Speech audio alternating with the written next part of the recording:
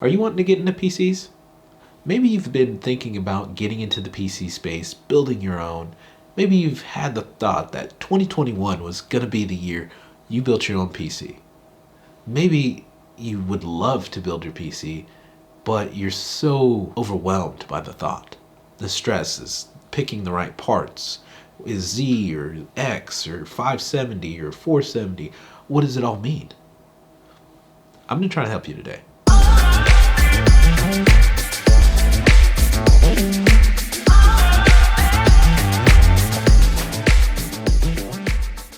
Hey guys, it's Chris with Tech5. Today, I'm going to be trying to answer the question, is it hard to build a PC in 2021? Well, the short answer is, it depends on who you are. Now, if you're talking about a person like me, no, it's very easy. But if you're new to the space, you don't know what you're doing, it can be extremely overwhelming. And I'm here to let you guys know that I have been there. I have been where you are. I have been in that position. I want to tell you guys a little bit of a story here real quick because I want you to really grasp this, that I understand your position, that I am with you and I get it. It was about 6 years ago I decided that I was going to go after my third degree in computers. I love technology. I wanted to be in computers. I went to school for 2 other degrees that I wasn't going to do anything with. So I went back, got into computers, and I decided that I needed a gaming computer to kind of help my experience, or at least that's the excuse I gave my wife. So I bought a budget PC, or at least I bought the parts for him, and my father-in-law actually helped me put it together. I didn't know what I was doing. He knew what he was doing. He had experience. He put it together for me. So whenever I got comfortable or to the point where I thought that I could upgrade the PC myself, I decided that I was going to add another graphics card to my PC. So I got on Facebook Marketplace, I started looking for graphics cards, and I landed on a Radeon 6700 with 2 gigabytes of VRAM. Now, in my current PC at the time, I had an ITX RX 560, an AMD card. Now, I was trying to SLI my cards, which if you are already familiar with PCs, you know that you can't SLI AMD cards. It's not what you do with them. It's called Crossfire. And then you also know that they have to be the exact same card to even work. So here I am, ignorant. I don't know what I'm doing. I'm new still. And I went out and bought this card. I paid $80 for it, which was way overpriced. And I tried to put it in my system, and it doesn't work. I can't get it to show up. It doesn't exist. Further research definitely let me know about how I had absolutely no idea what I was doing, and I was so wrong. And that's okay. That's okay. Because I started there, and I mean, I'm making YouTube videos now about how to do this stuff, trying to help you guys. And I don't say that to brag or anything. I'm trying to relay that you guys can learn this stuff. It's not difficult. Once you get over that hump, at first it is so overwhelming. There's so many things involved in PCs and so many numbers and all of these things involved. So much. And I get it, and I know. But you get to a point where it just all makes sense. Where all of these numbers that they throw out there are really just the same iterations of things, and you understand what's going on if you're staying up to date with it. So, short answer, it depends on who you are. But I'm gonna try to help you. Now, I've shared a story about some of the personal mistakes that I've made in the PC building process, and guys, I gotta tell you, you're gonna make your own. And that's okay. It's going to happen.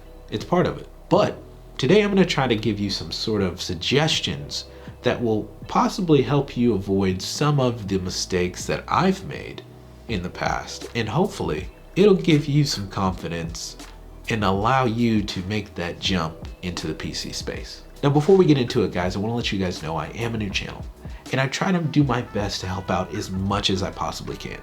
I try to make sure that I give good recommendations as I see it, and I also try to refrain from using too much technical jargon so everyone that's watching can easily understand what I'm talking about and keep up and follow along.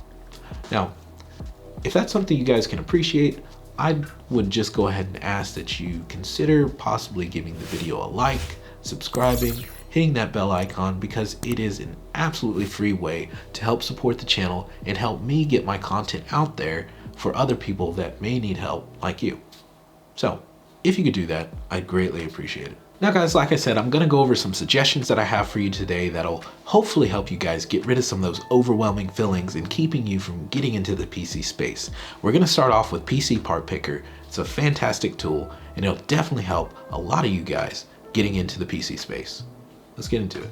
And there's lots of resources out there that will help you get on the right track to picking the right parts. I did a video not too long ago where I show you guys how to use PC Part Picker and how it can help you make sure that you choose the right parts. And if you want to check that video out, you can catch it up there. If not, I'm going to kind of do a little quick brief rundown of this thing. And it's really easy, guys.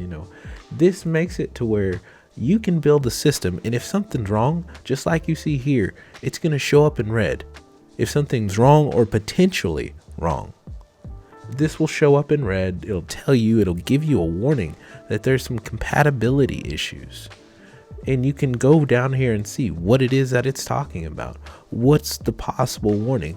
What could possibly be wrong with the configuration that you've tried to choose?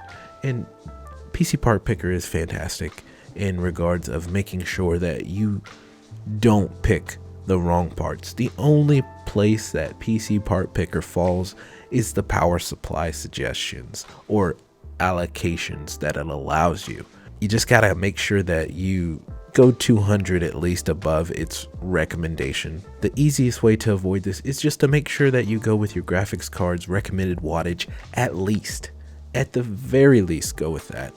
That's the only complaint I have about PC Part Picker, but this makes it so easy for you guys to make sure you at least pick parts that are compatible with each other. It's not necessarily going to tell you which one's the best or what's going to be the best configuration or what's the most relevant, but it is going to make sure that everything you pick does fit together. And that's a great help in itself. Now, another thing that people kind of fixate a little too heavy on is overclocking. If you're new to this space, you're returning to this space, forget overclocking, guys. Just absolutely forget it. You need to be looking for things that have good performance at stock. You see channels like Jay's 2 Cents or Steve at Gamers Nexus, and these guys, they're fantastic. They know their stuff. They've been doing it for a long time. But that's the thing, they've been doing it for a long time. And these guys, I guarantee you, they're not just sitting there running their regular daily used hardware, overclocking it just because they can. They don't do it. When they're doing their overclocking thing, it's an achievement. It's a status type of thing. It's a trophy type of situation. These guys are competing. They're trying to see who can beat the other. These guys don't just sit there and just run their stuff overclocked just because they can. They don't do it. First off, if you're overclocking stuff, it shortens the life of your hardware, okay? It does. It is a good chance that something can mess up if you're over there trying to overclock. And the biggest thing, it doesn't even give you that much performance. You might get 10% more performance out of your overclocks, which in some cases can help.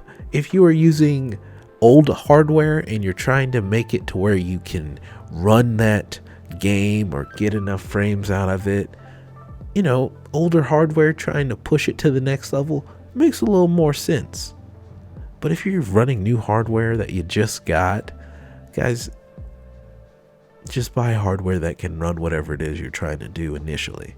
If you want to overclock later to keep it more relevant as time goes, that makes more sense.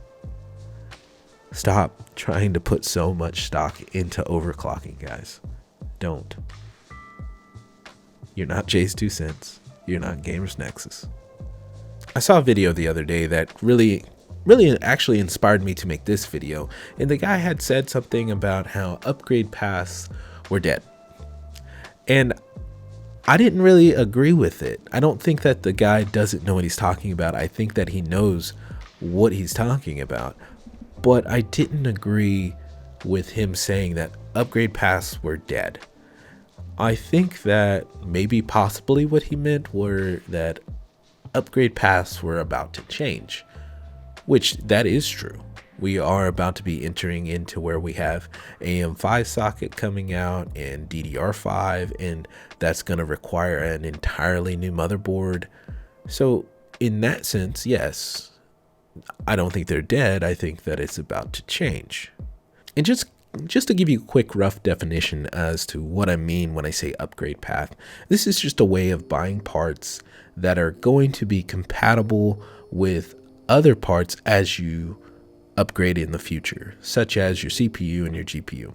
So for example, your motherboard that you buy staying relevant or compatible with your CPU or GPU as you upgrade them in the future.